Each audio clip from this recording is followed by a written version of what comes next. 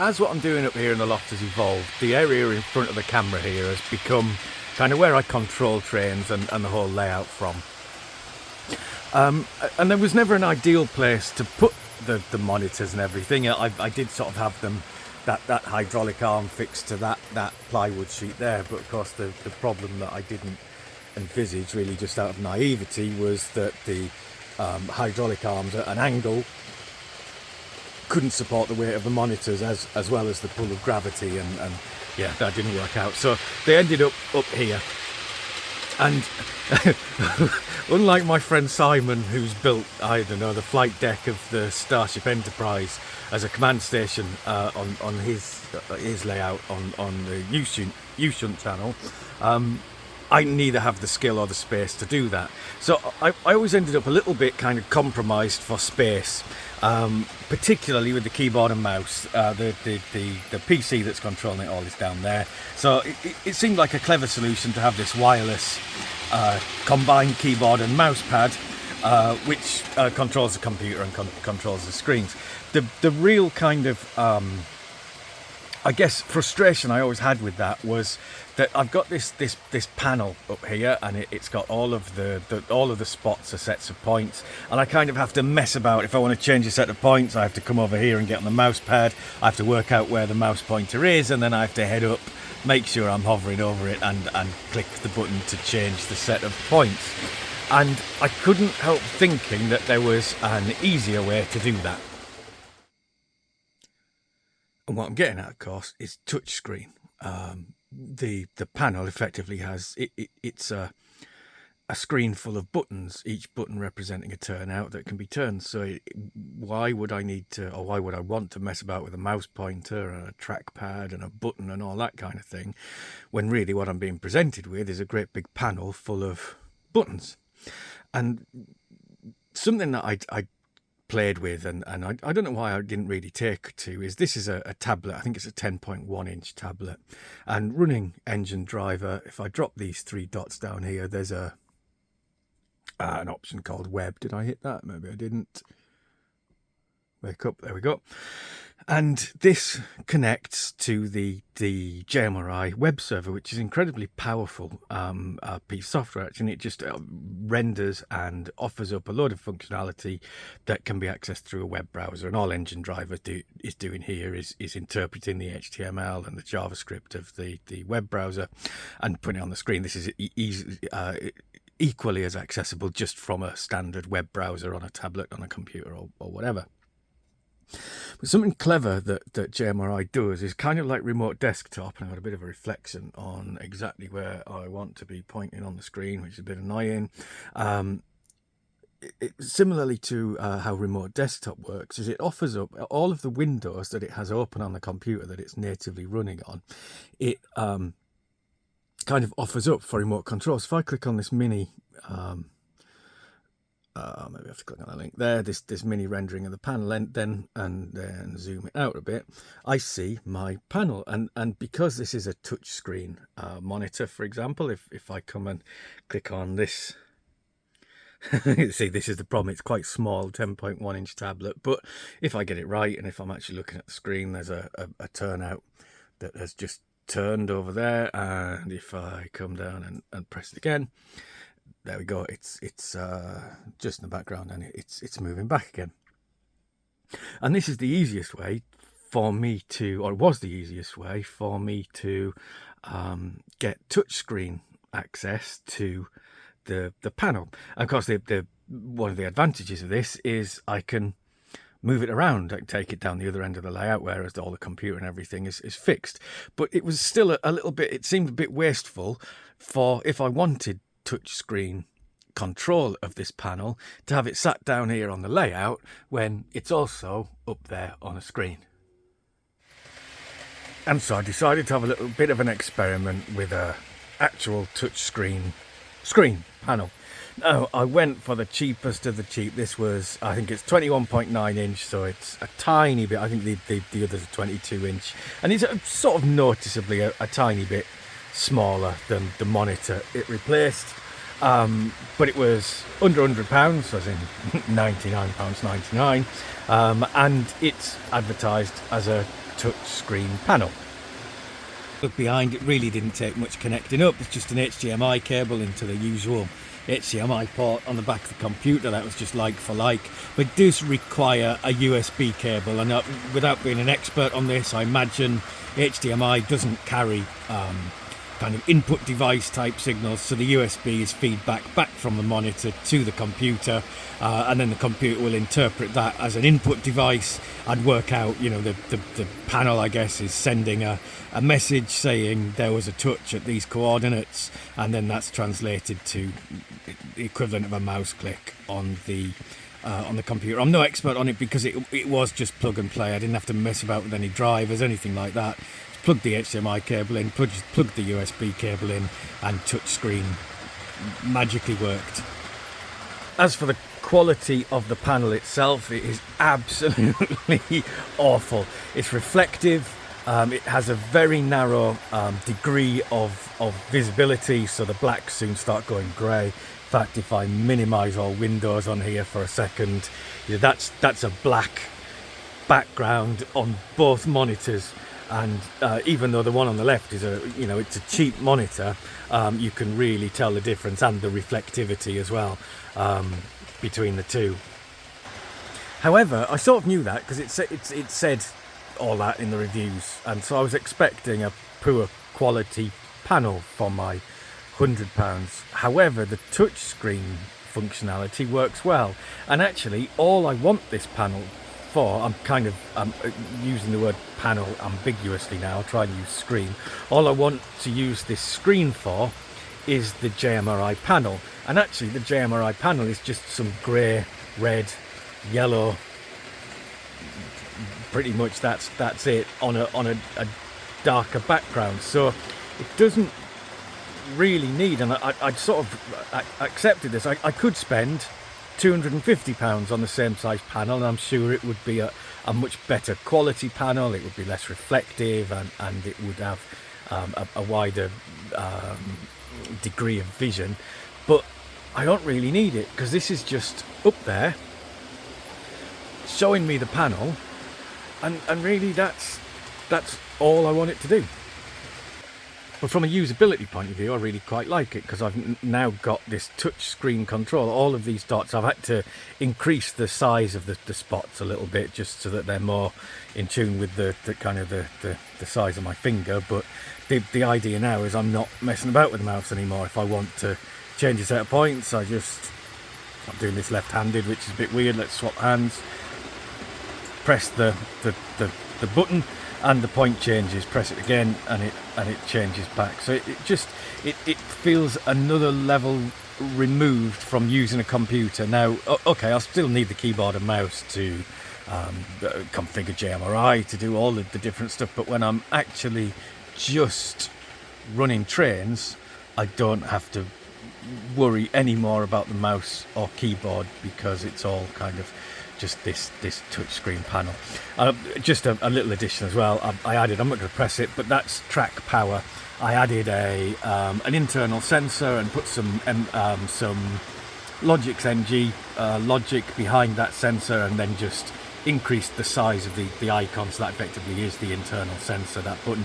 But it's become a track power button, because what I found was that if I go over there as well, there are windows within JMRI that have a track power button, but I always found that I needed to kind of alt-tab to find them. Like usually the Wii Throttle one's a good one to use, there it is. But of course, once I've started using this panel, and the panel is the foremost window, this one disappears, and if I have to get to track power quickly, I've kind of got to alt-tab and mess about.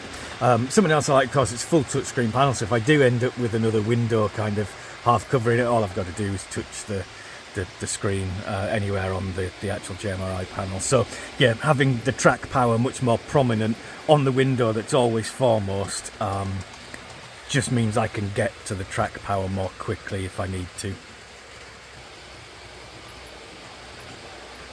And I guess it's all in keeping with my sort of intention to make playing with trains more interactive and more unpredictable, and just keep my attention and be a bit more fun. So I've got this whole kind of automated shuttle running and these two trains running on the top. So I just want to kind of demonstrate the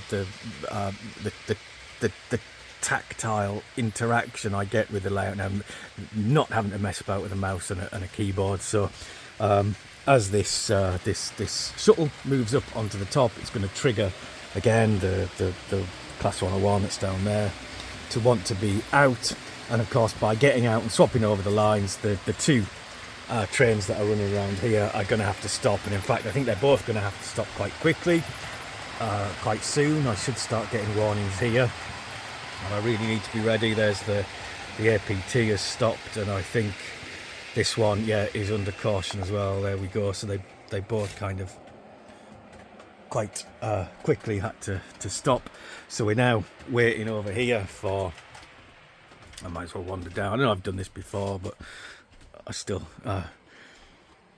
think it's quite fun. So they're waiting for the 101 to make its way, and like I've said before, the 154 there, it waited there because it had to have an entire path to the bay platform, which is now clear once this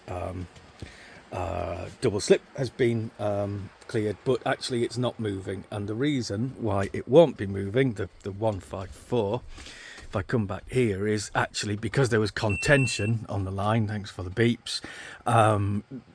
When the line, there were two trains that wanted this bit of track here. There was the 126 regional 154, which was sat here, and there was the class 91, which was sat here. And the software, it does tend to be quite random because it's down to milliseconds, didn't give that bit of track to the 154, which is ID 126, which is sat there. I have to remember not to touch the screen now. So what it's done, I can see here, it's actually allocated it to the class 91, which means it can resume, except it can't resume, and it will still have a red icon on it there. And the reason why it can't resume is because there's a great big set of points here that's set against it. So I just now touch the screen, and also this set of points here was set for the 101 to come out of the station. So I hit that as well, and you can see now the full route has been set, and we've now gone green down here, so I know I can restart my class 91. As for the APT, I can see here actually 34, which is the ID of the APT. So this has been set to that train, but again it's still red because there's a double slip set against it here.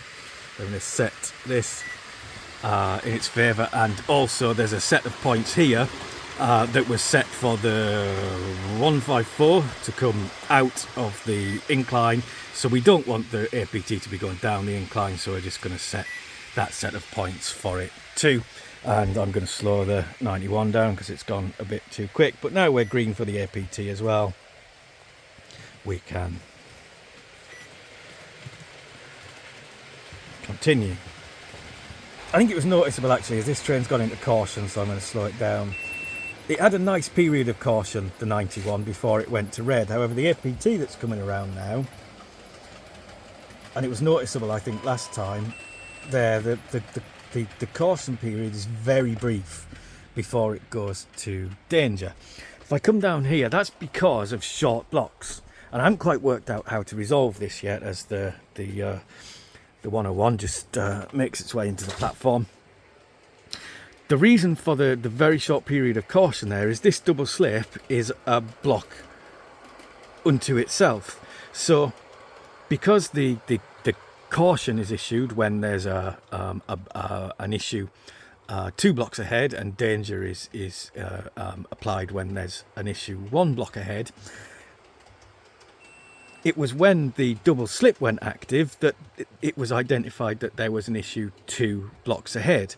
But of course it was active, it was the kind of the latest active block that the train was on very briefly, because as soon as the train got to this point here, then it entered a new block, which was the danger block. So the caution only lasted for the amount of time it took the train to cross the double slip, and that's something that I haven't quite worked out how to better handle yet.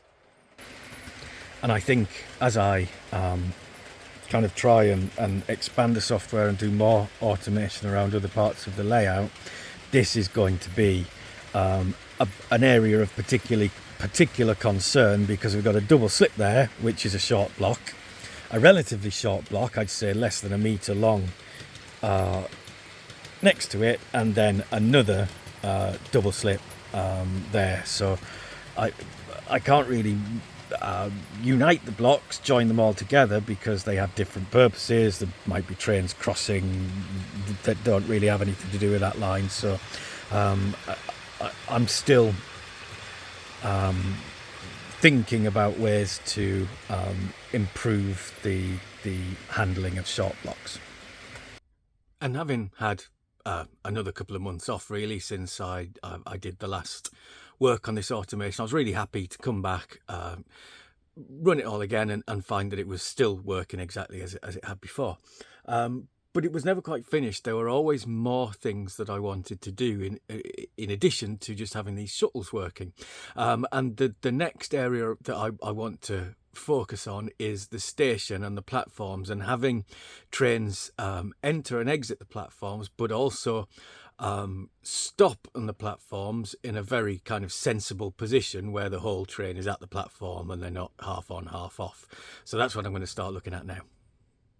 I'm just having to think then about where I'm going to place these sensors, and also what sensors I need and what they're going to do. So, and sort of how the station will be used, I guess. So the considerations really are where the blue and grey intercity is. That's nominally anti-clockwise platform, and I've got a Deltic just running in here because it was a bit lethargic after its winter break. But the platform it's running through is nominally the clockwise platform.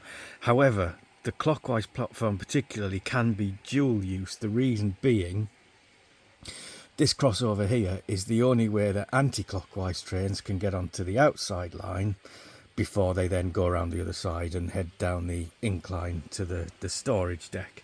So it's kind of quite feasible, I guess, that an anti-clockwise train, because it's crossed this crossover here and got to the outside line, meaning it's going to go down the hill, it's probably possible that it would want to stop at a platform before it does that, because it's heading down to storage. So that's a consideration. That so essentially the near side platform will be pretty much anti-clockwise only, will be entirely anti-clockwise only, and the platform at the top there will be bi-directional. So I've brought some long trains up to try and get a feel for the measurement. Again, the blue-grey class 3, class 43, is the longest train. It's got 7 full-length Mark III coaches, and then the 2 kind of motor cars at each end. And I always built the platforms with that train in mind, although realistically I could take 1 coach off it, because it's the only one with 7 full-length coaches, and it makes it the longest train. And it makes it a bit awkward because it absolutely runs the full length, especially of the back platform, which is the shorter of the 2. It's pretty much there at the limit of where it could be at this end of the platform. And similarly at this end, it's right at the limit, whereas the class 91 and the APT obviously have a fair bit of room for manoeuvre. But also, of course, I have to consider short trains, because okay, to handle long trains, I can put a sensor towards the end of the line and the platform, and that will stop a long train. But that's not really great for the short trains, because it means they're going to come right through the platform and park at the end, whereas really I'd like them to be in the middle. And I've got kind of quite a few differing lengths of train to think about. There's the 2 really short twin pacers like that one, going right to the kind of the longest of what I'd class the short trains. In the background there's the 3 car class 156, and behind it a class 422, I think it is, which has 4 shorter coaches. I also need to give consideration to stopping distances, because the way the software works is it brings a train in at a crawl speed, and as soon as it crosses the sensor and the sensor goes active, it initiates a ramp down. So it's not a sudden stop as soon as it hits the sensor. And although trains like the 156, which is a kind of very stiff motor, if you like, doesn't really ramp down very well and does pretty much stop on the dot.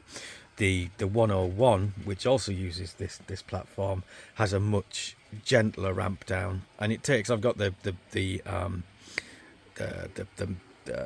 tape measure out, and I reckon it's about 15 centimeters it takes to ramp down. So of course I need to feed that into where I place the sensors, because most of the longer trains are not going to suddenly stop, they are going to ramp down gently.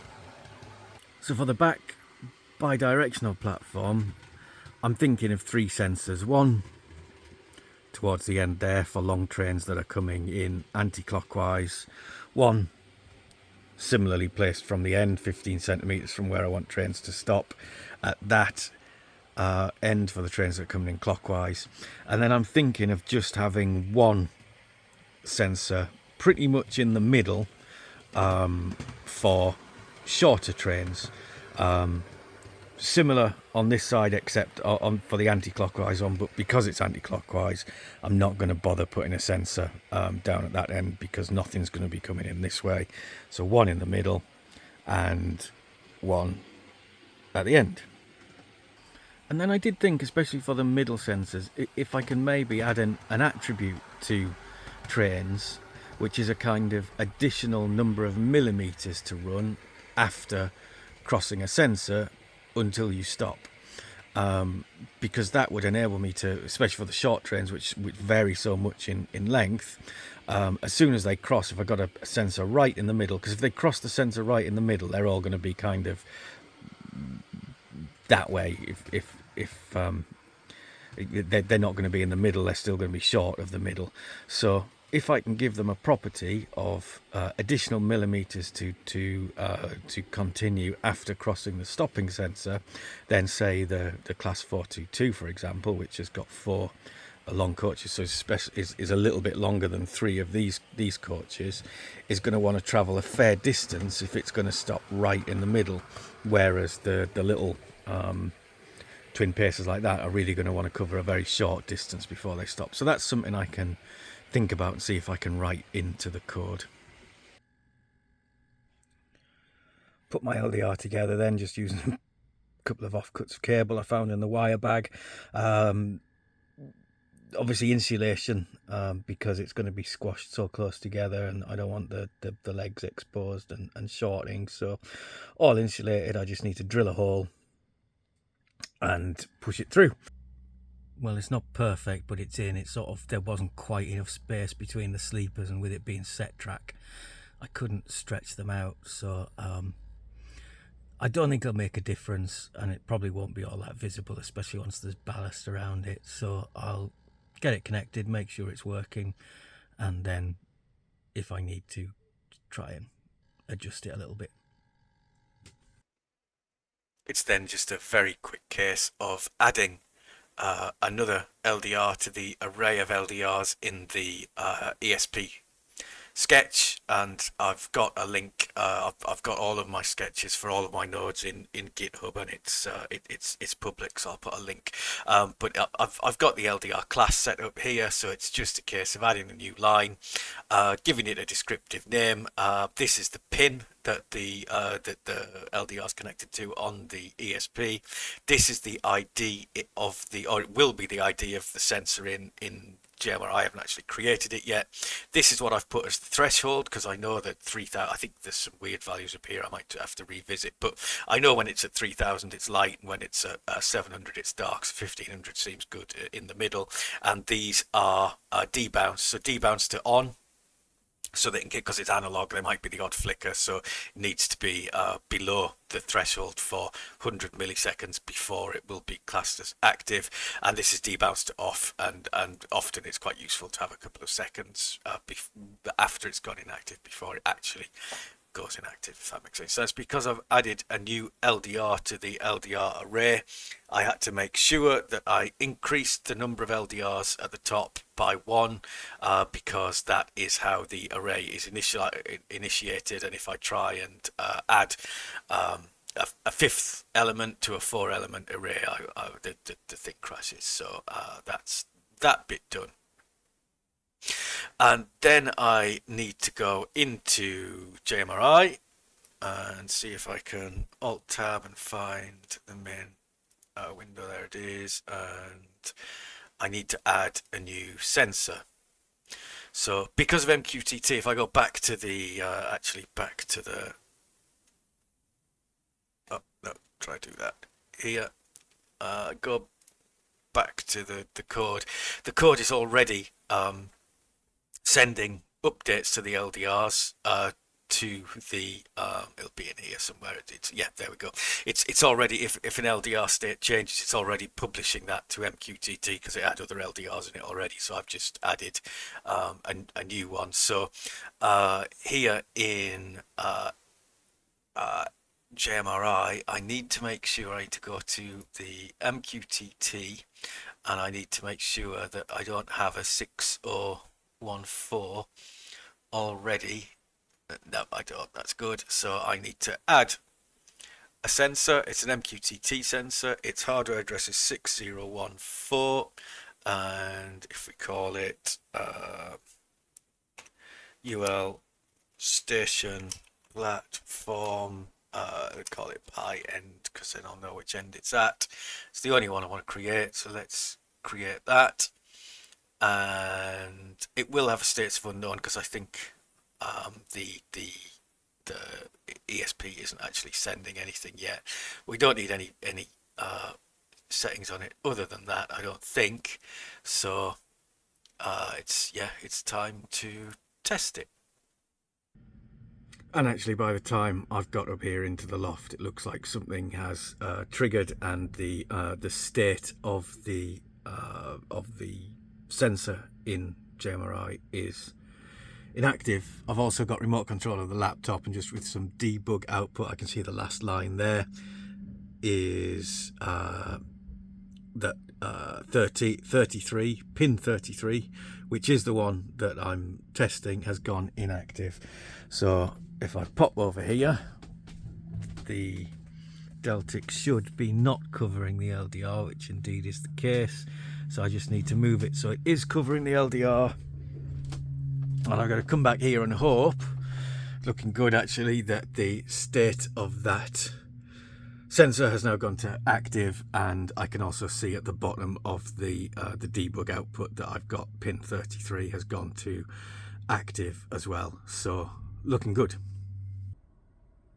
With the sensor working, then I've made a bit of a modification to the code because I'm going to test this using the auto generation of routes rather than reading transits and that kind of thing, and it needed a bit of modification for the auto generation of routes to be able to work out that there is a stopping sensor at the end of the route. So I think I've added that, and I'm going to give this class 40 a go, the one that's on the near side. So I'm going to try and tell the software to take the class 40 to the upper deck station, which is the empty platform over there, which is the one that has the sensor at the end of it.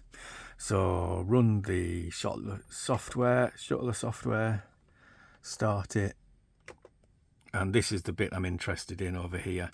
So give me some start blocks, and it's telling me, or it should tell me, there we go, that class 40 is in clockwise line 1, block 1, and it's sort of confirmed that over there.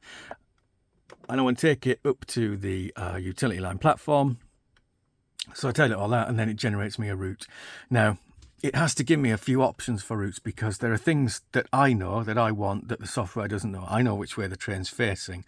I know that I only want it to go clockwise over the lines I see as clockwise lines, and anti-clockwise over the lines I see as anti-clockwise lines. So it gives me a choice of routes.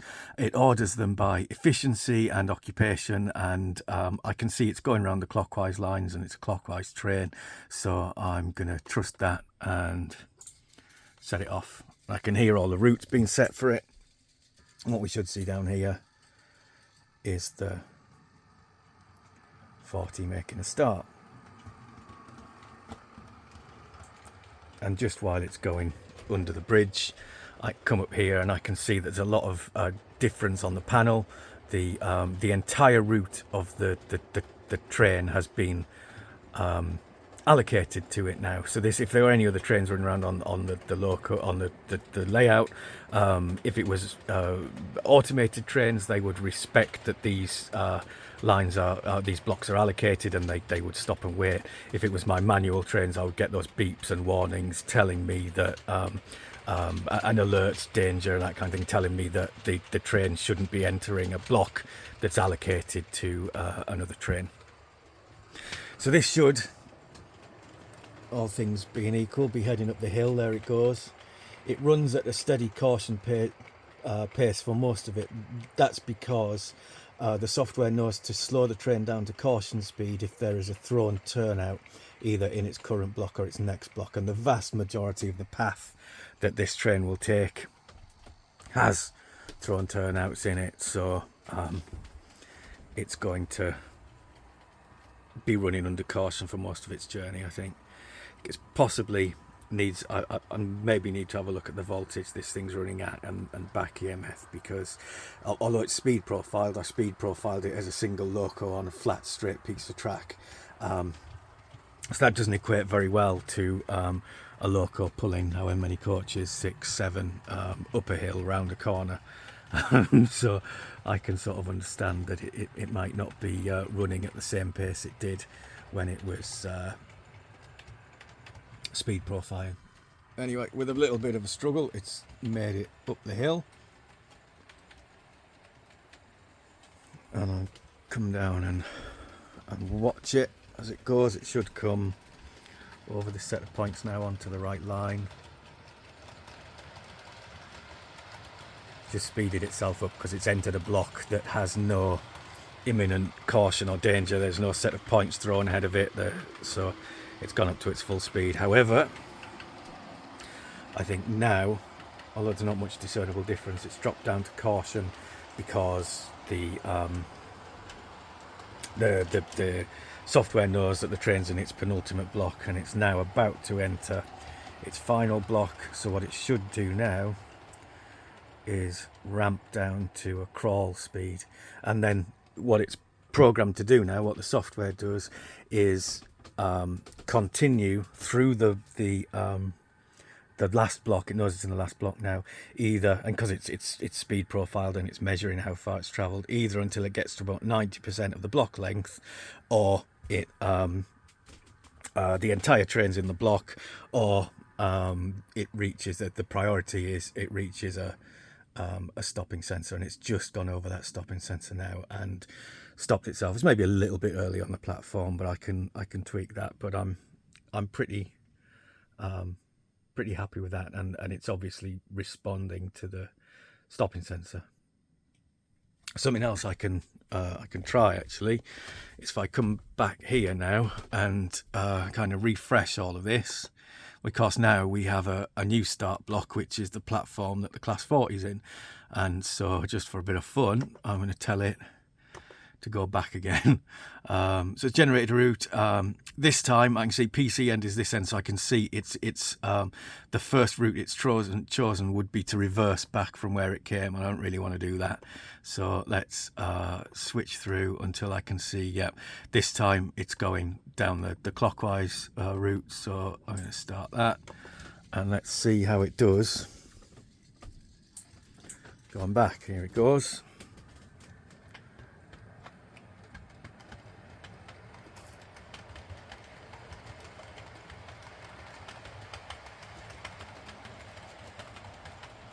That's a pretty good ramp up. I think its next couple of blocks are all no danger, closed turnouts, so it got up to a decent speed there.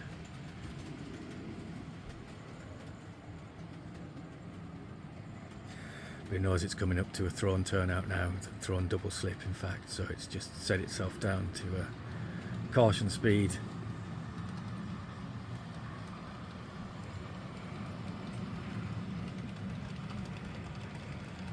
Get itself back on there. I was going to say incline, it's more of a decline this time.